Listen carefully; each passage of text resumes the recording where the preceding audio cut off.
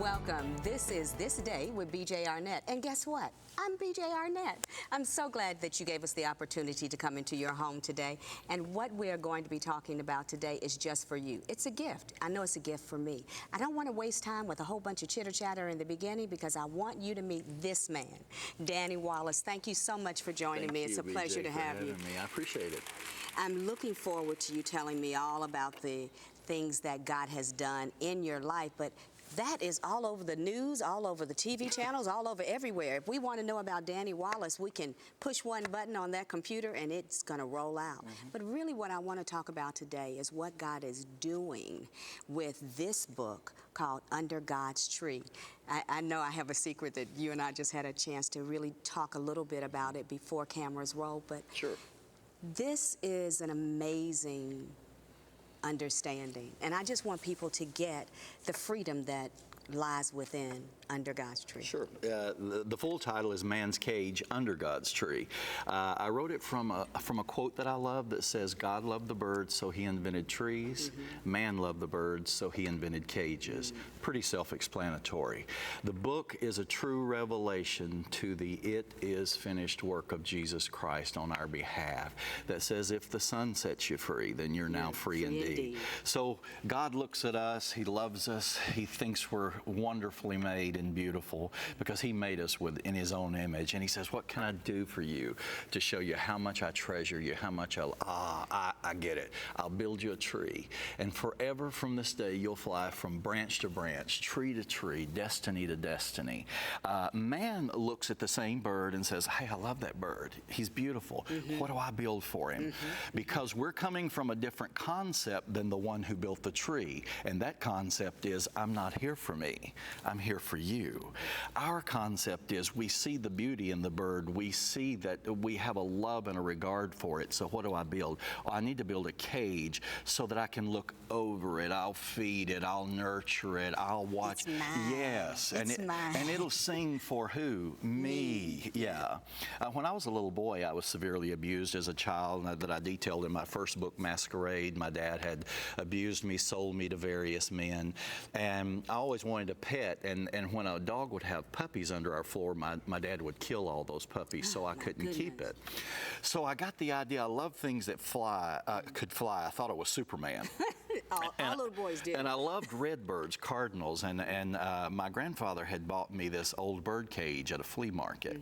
And I made me this crude trap in the backyard, a cardboard box with bird seed and a stick and a string. And when the first red male cardinal flew under that, I pulled the string, the box collapsed, and I've caught this bird. I'll never forget the day that I put it in a cage, ran across the cotton field to show my grandfather. The look on his face was devastating. He said, Danny, you can't put that bird in that cage. And I said, why? Why not? He said, it's gonna die. It'll die in that cage. It's not meant to be there. I thought, die? This thing's not gonna die. I'm gonna sing for it. You have no idea because your firstborn son is secretly abusing me, and I can't tell you about this because you love him. Right. But you have no idea what I'm going through. So I love this bird. I think this bird is beautiful. I'm gonna feed it. I'm gonna sing to it. And it's gonna be there for who? Me. Do you get the correlation? Absolutely. I needed the bird, but I needed it for me. And I took no regard to what that bird needed. And it needed to fly into the tree that God had created for it. We so desperately need that in our lives today, BJ. Yes. We need to know that Jesus has finished the work on our behalf. He has set all accounts right and ready with the Father for us. He's asking us to step into it. He's asking us to spread our wings covered in red and truly fly. You know, Danny, the interesting thing about it is that we read it, we talk about it in church, we hear the pastor say it. Sure. But we don't receive it. No. Because that would mean that we'd have to really get an understanding that it's not about our little tiny finite mind, but it's about the supersized Jesus. It's about God's plan that orchestrates our lives. We're still trying to figure out what God is doing instead of just leaning back into what he is. it's that relationship, I think, that we're missing that gives us the true understanding of the difference between these two cages. Absolutely. How often do you hear us teach and, hey, come hear me, come to this Yeah. conference, come to this, Yeah. because I'm going to take you to what? The next level. Yeah. The next level of it is finished. You're going to take me to the next level. next level. The next level implies that it's not quite finished. Right. And don't get me wrong, I understand these teachings and these concepts, but everything that we do in that regard is built on the fact that if I buy into what you're saying here, that the Lord has set me absolutely free, that He doesn't need my help with this, that He has accomplished it on my behalf, you take away the co-credit that I have worked very hard to get. and that scares me. Yeah. That really scares me. So, but we never truly live and we never truly reach our destiny until we reach that place in our own life where we go, oh, I get it. I have not made this incredible journey for me. I have made it for you. Yes. That's exactly with his very posture from the cross, Jesus was saying, I'm not here for me. I'm here for you. It's why you could spit in his face, you could mock him, That's you could challenge him to bring angels down from heaven to do war on his behalf, and it was no challenge at all. It is never a challenge for someone who is standing in the complete authority of, I'm not here for me. Right. I'm here for you. So why would I need to do any of that? Right. Why do I need to challenge the spit? Why do I need to bring my angels to do war on my behalf? I'm here for you. That's right. That's right. That's powerful. How do we get people to relax enough to receive this? You know, I almost sometimes I feel like if we do another teaching, another conference, another, stop it already. Okay, He's God. He is. Relax. Yeah, take a breath. Take a breath.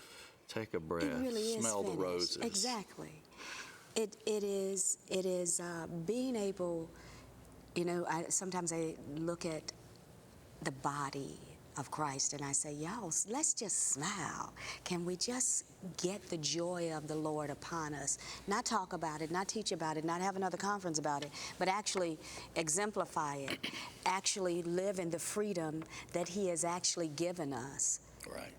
To be His fullness on this earth, to be His presence on this earth.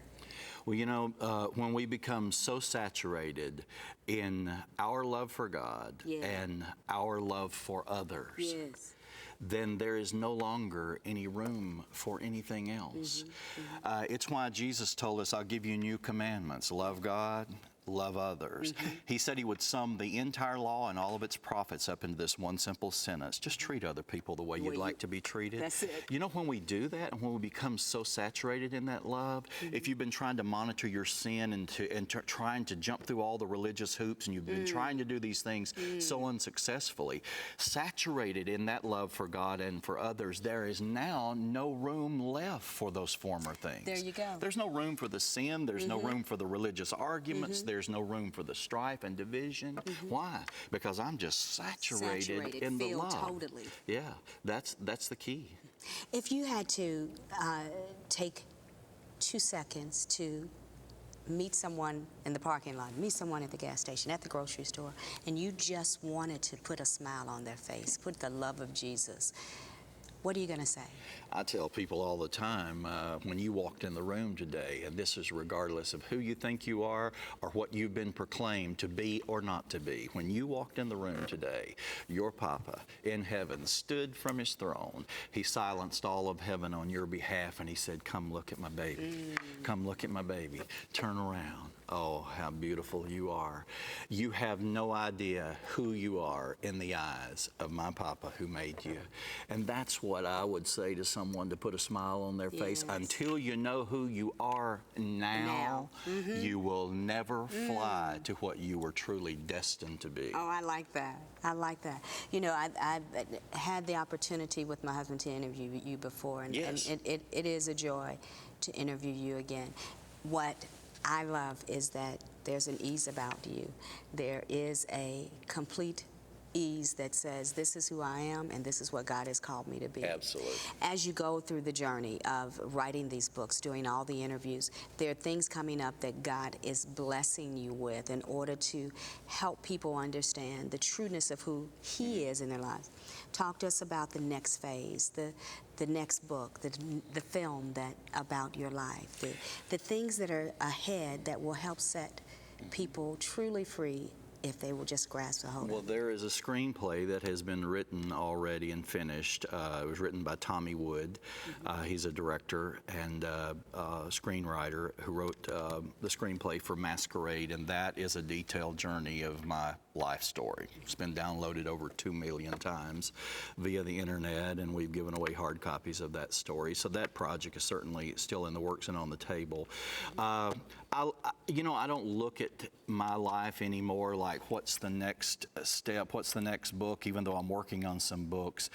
Ministry to me is never any more than the next face that is in front of me. Amen. If this interview I'm doing with you will help me get face to face with someone who needs to know the treasure that they are to my Papa's heart, then this has been a very successful day.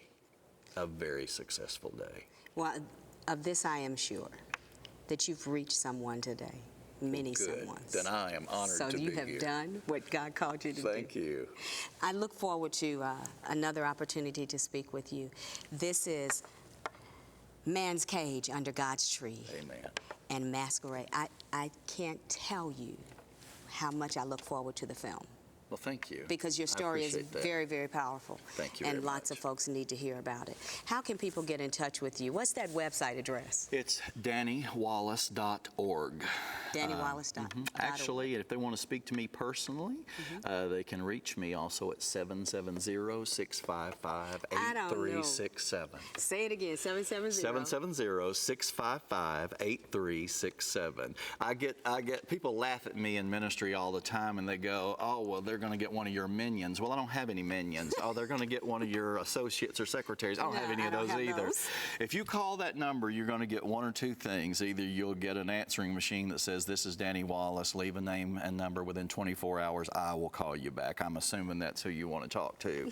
Or I'll pick up that phone myself, because that number actually goes directly to my personal cell phone. I've given that out all around the world. And that is so wonderful. So I'm putting my money where my mouth is. I mean it from the bottom of my heart, BJ, when I tell you that ministry for me is nothing more than connecting heart to heart. That's all it is, and that's all it'll ever be. And if it ever becomes something bigger that cannot make time for individual hearts, I'm out. Good stuff. I thank you. Thank you. Thank you, my bless brother. you. And bless you in this new show. Oh, God bless you. Thank you. Thank you.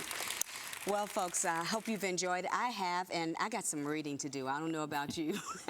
We've got more where that came from, but you'll have to see the next show in order to know what that's about. I'm BJ Arnett. It's your day, this day.